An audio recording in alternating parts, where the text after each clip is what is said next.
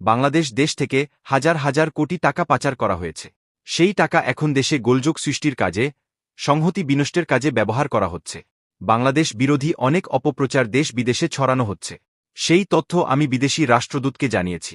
মহান বিজয় দিবস উপলক্ষে সোমবার ডিসেম্বর 16 সকাল 10টায় জাতির উদ্দেশ্যে দেওয়া ভাষণে তিনি কথা বলে।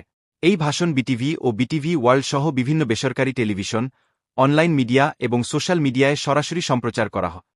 ইউনূস বলেন, কয়েকদিন আগে ইউরোপীয় ইউনিয়নের ১৯ রাষ্ট্রদূতের সঙ্গে আমার বৈঠক হয়েছে।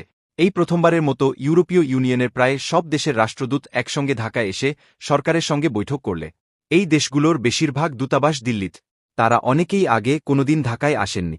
এটি একটি ঐতিহাসিক ঘটনা। একত্রে ঢাকায় এলেন শুধু এই বার্তা দেওয়ার জন্য যে ইউরোপীয় ইউনিয়ন বাংলাদেশকে সর্বোচ্চ সমর্থন ও সহযোগিতা দেওয়ার জন্য প্রস্তুত। ইউনূস বলেন, অন্তর্বর্তীকালীন সরকারের সংস্কার উদ্যোগ এবং গণতান্ত্রিক